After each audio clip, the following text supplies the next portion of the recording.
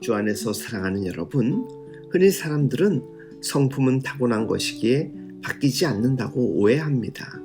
하지만 기질은 타고나더라도 성품은 훈련으로 바뀔 수 있습니다. A.W. 토저는 사람들과 인간의 행동 사이에는 모순이 있을 수 없다. 행동은 내재적인 인품의 진정한 표현이기 때문이라고 말하였습니다. 하나님께서 아들의 피를 통해서 죄인을 부르신 목적은 그들로 아들의 형상을 본받게 하기 위함입니다. 베드로는 하나님께서 자신의 백성들을 신성한 성품에 참여하는 자가 되게 하려고 약속을 주셨다고 말합니다. 과연 우리 성품이 진정 바뀔 수 있을까요? 이에 대해 하나님은 나의 뜻이 설 것이니 내가 나의 모든 기뻐하는 것을 이루리라 라고 말씀하셨습니다. 하나님께서 계획하신 것은 인간의 조건과 상관없이 반드시 이루어집니다. 성경은 인간 성품 변화의 주체가 하나님이심을 선포합니다.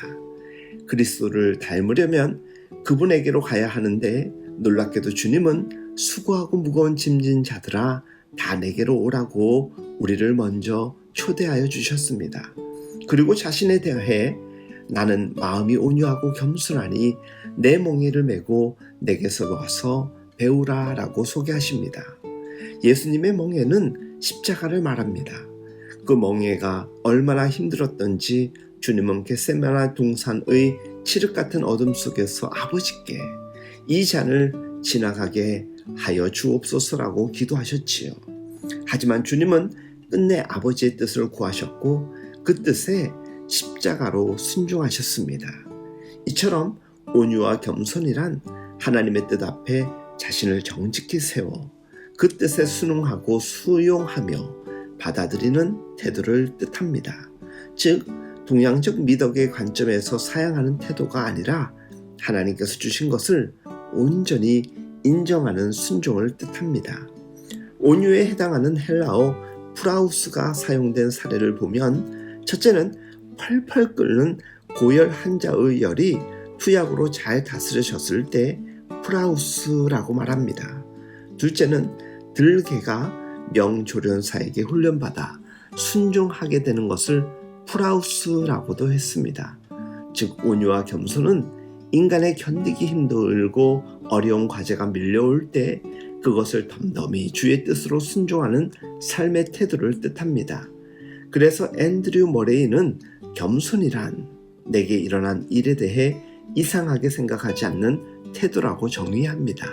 우리가 분노하고 화를 내는 이유는 하나님의 섭리적 통치를 받아들이지 못하기 때문입니다. 온유와 겸손의 성품을 만들어 가시기 위해 하나님이 사용하시는 세 가지 도구가 있습니다. 첫째는 성경입니다. 죄인의 성품을 깎고 다듬는데 성경을 사용하십니다.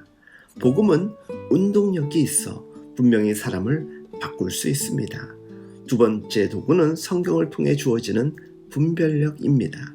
성경으로 얻은 분별력은 하나님의 뜻을 알고 순종할 수 있도록 돕습니다.